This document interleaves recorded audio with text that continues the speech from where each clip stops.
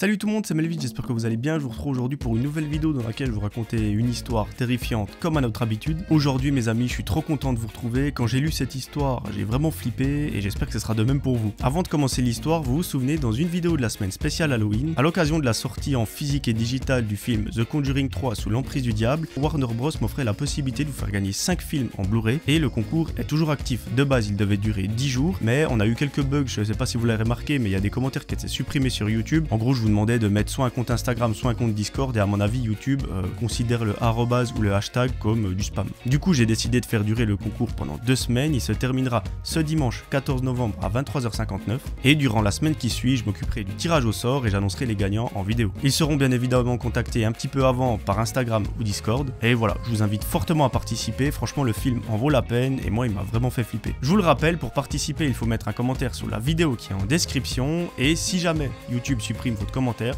je vais vous mettre mon Instagram et mon Discord dans la description également, et il suffit juste de m'envoyer un message avec je participe pour me dire que voilà, vous participez au concours. Encore une fois, un très grand merci à Warner Bros de m'offrir la possibilité d'organiser ce concours parce que c'est juste trop cool. Je pense que je dois aussi vous dire un grand merci à vous parce que sans vous, ce concours n'existerait pas. Donc merci du fond du cœur. Bref, je vous ai pris assez de temps, je vous propose d'éteindre la lumière de là où vous vous trouvez et on est parti pour l'histoire.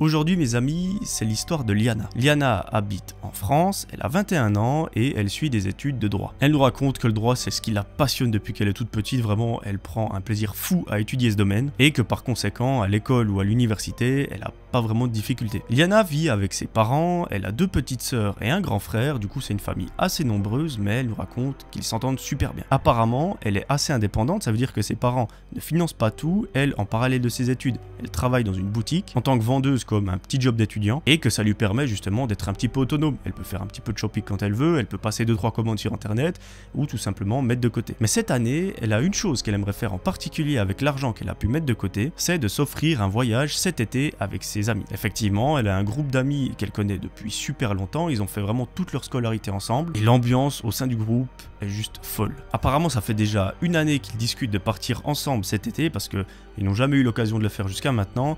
Et là c'est le moment rêvé. Donc franchement Liana, elle a un seul objectif, c'est de mettre le plus d'argent de côté pour s'offrir le voyage de rêve avec son groupe de rêve. Un soir en rentrant chez elle, Liana se connecte à son ordinateur et elle crée une discussion vocale avec ses amis. Ils sont tous présents et connectés au même endroit au même moment et ça leur permet de discuter de ce fameux voyage. Pour l'instant ce voyage est encore un projet, mais ils espèrent sincèrement que d'ici l'été qui arrive, ils auront de quoi le réaliser. Le groupe d'amis commence par un point super important, c'est de savoir où ils veulent se rendre. C'est pas la même chose si on part aux États-Unis, à Ibiza ou à Mykonos. Et du coup, au bout de plusieurs minutes de débat, de discussion et de négociation, ils finissent par vouloir aller à Ibiza. Vous connaissez certainement Ibiza, c'est le lieu à visiter en Europe si vous voulez faire la fête. Et eux, c'est un peu leur seul objectif du voyage. Ils veulent s'amuser, faire la fête et profiter de chaque soirée. Du coup, quel endroit serait mieux qu'Ibiza? Ensuite, il y a une grosse question qui arrive sur la table, c'est de savoir si on va dans un hôtel ou si on loue une maison, un Airbnb ou etc. Ils commencent à regarder les prix sur internet.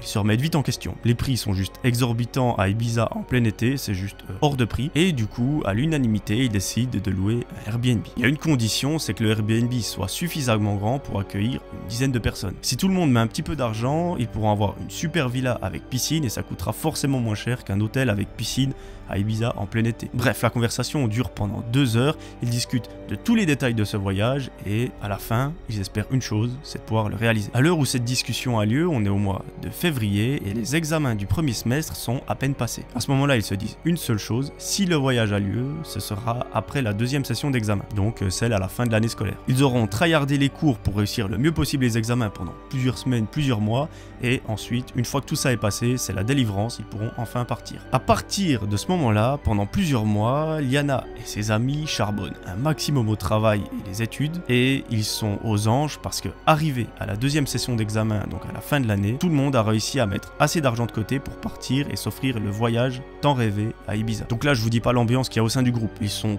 tous trop contents parce qu'ils se réjouissent à fond, mais juste à fond de partir, et ils savent que ça arrive dans quelques semaines. Mais pour l'instant, il y a encore un petit détail qui est peut-être embêtant, c'est qu'il y a encore ces fameux examens et il faut les réussir. On n'a pas de détails concernant le déroulement des examens pour l'ensemble du groupe. On espère que ça s'est bien passé et on croise les doigts. Mais par contre, Liana nous raconte qu'ils ont réservé ce voyage, qu'ils ont pris un super Airbnb, que pour pas très cher, ils ont eu une magnifique villa avec piscine et plein de chambres. Il y a un barbecue, il y a vraiment tout ce qu'il faut pour passer des soirées d'été juste incroyables. Et que le voyage aura lieu dans 2 semaines. 2 semaines d'examen se passent, le jour J arrive et le groupe part en vacances. Ils se rendent en avion, arrivés sur place, ils sont trop contents déjà, le climat c'est complètement autre chose. À l'aéroport il y a une ambiance de fête incroyable, il y a des touristes partout et ça annonce que du beau pour les vacances. Le groupe d'amis loue un minibus pour se rendre à la villa et arrivé là-bas, chacun prend possession de ses quartiers. Liana sélectionne une chambre, elle défait sa valise et s'installe. Le groupe d'amis est assez fatigué du voyage, ils sont partis très tôt le matin et ils ont juste envie de se reposer. Comme ça ce soir ils seront vraiment en forme et ils pourront bien profiter. Arrivé 19 h, le groupe d'amis décide de rester assez calme pour cette première soirée et d'aller sagement manger dans un restaurant. Ils s'y rendent, ils prennent leur meilleur menu, ils passent une super soirée, ils rentrent à la villa et là, la soirée continue. À 1 h du matin, tout le monde va au lit parce qu'ils sont juste KO. Le lendemain matin, c'est presque le début d'après-midi, tout le monde se réveille aux alentours de midi, ils font leur meilleure grillade et pendant toute la journée, tout le monde est autour de la piscine. Ça sent l'été, ça sent la fête.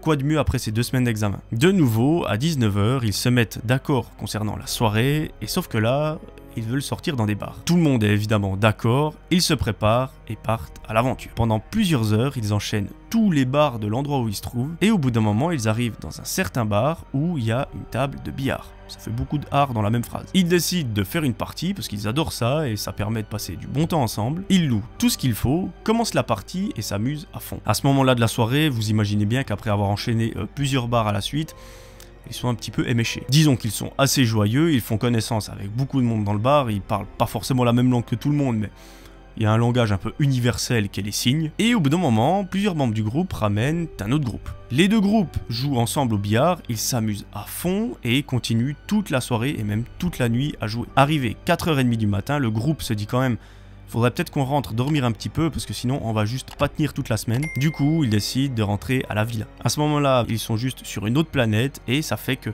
le groupe rentre à la villa, mais le groupe d'amis qu'ils ont rencontré également. Sauf que bien évidemment, personne s'en rend compte, et au bout d'une demi-heure, ils arrivent dans cette villa et ils sont entre 15 et 20 personnes, alors qu'à la base, ils étaient à peu près 10. Mais bon, comme je vous l'ai dit, personne ne comprend rien à sa vie, ils sont juste sur une autre planète, tout le monde va se coucher, à l'exception du groupe qu'ils ont rencontré. Eux, ils décident de rester dans le salon et de continuer la soirée malgré qu'ils soient chez des inconnus qu'ils viennent de rencontrer ce soir-là. Liana, elle, est paisiblement dans son lit et elle s'endort.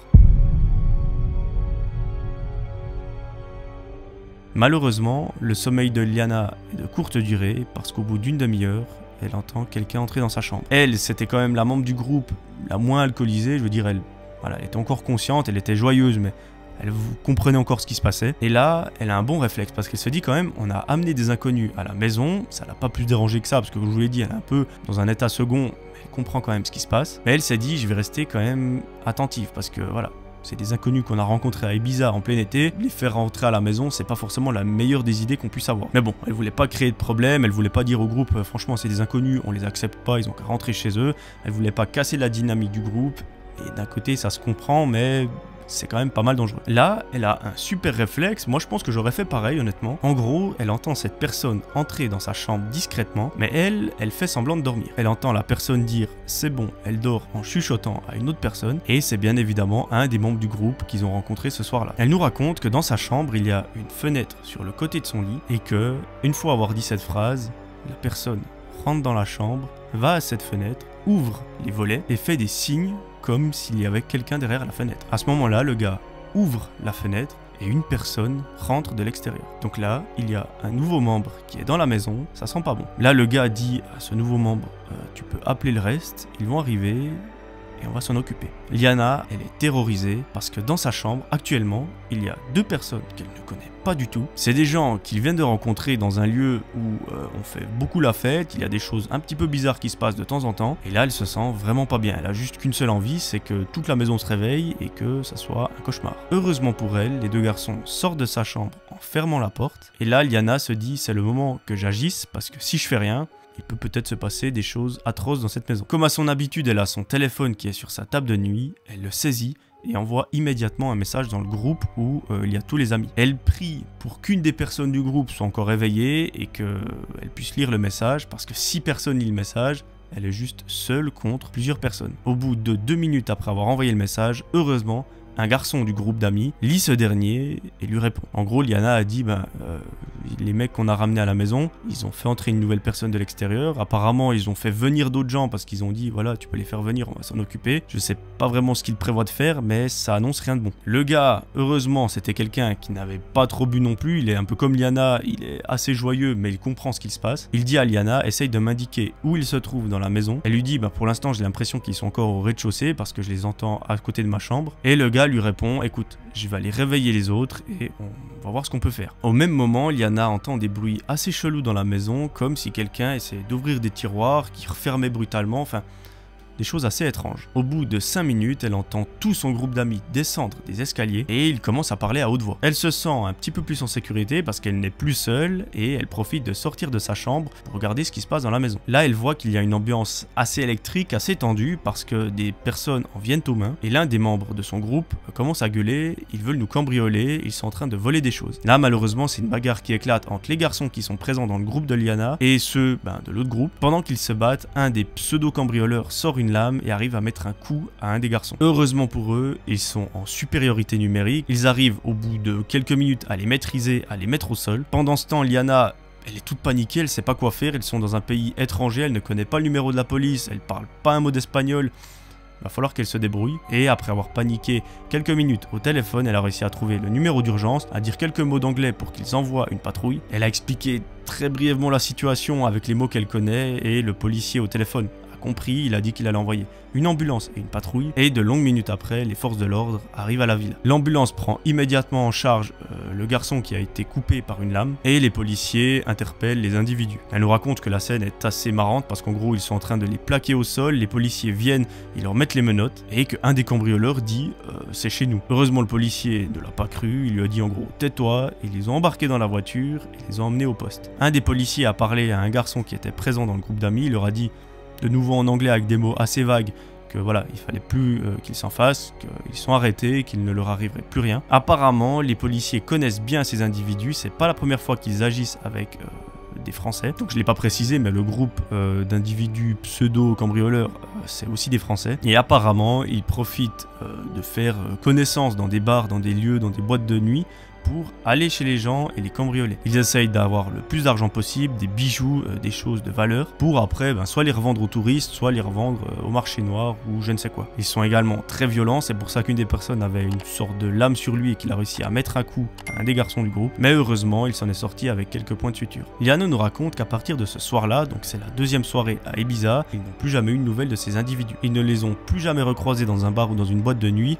Tant mieux, j'ai envie de dire. Et ce qui est cool, c'est qu'ils ont quand même pu profiter de leurs vacances. Ils ont quand même gardé en tête cette soirée assez catastrophique et qui aurait pu très mal tourner. Mais ça ne les a pas empêchés de garder de très bons souvenirs et de faire la fête. Après un petit séjour à l'hôpital, le garçon qui a été attaqué par une lame est rentré à la maison. Et à partir de là, tout va bien. Voilà, c'est la fin de cette histoire et par conséquent de la vidéo. J'espère qu'elle vous aura plu. Elle est assez originale. Elle change de ce qu'on raconte d'habitude sur la chaîne. Dites-moi dans les commentaires ce que vous en avez pensé. Personnellement, j'ai adoré parce que ça me rappelle un petit peu l'ambiance d'été et ça me donne envie de partir en vacances. Là on arrive au moment de l'année où il fait super froid le matin, l'après-midi, à midi, le soir, enfin bref, toute la journée, donc ça fait pas de mal de se rappeler un petit peu du soleil. Si cette vidéo t'a plu, n'hésite pas à t'abonner, je crois qu'il y a 64% des gens qui regardent mes vidéos qui ne sont pas abonnés. N'hésite pas parce que si tu as aimé cette vidéo, je pense sérieusement que le contenu va te plaire. Bref, moi je vous retrouve très vite pour une nouvelle vidéo. D'ici là, j'aimerais que vous preniez soin de vous. N'hésitez pas à participer au concours qui m'est possible de réaliser grâce à Warner Bros pour gagner un des films The Conjuring sous l'emprise du diable. Si jamais votre commentaire est supprimé, n'hésitez pas à le mettre plusieurs fois ou à m'envoyer un message sur Instagram ou sur Discord. Je vous remettrai mon Discord dans la description et mon Instagram, comme ça vous pouvez me contacter. Je vous retrouve très vite, prenez soin de vous, c'était Melvin, ciao tout le monde.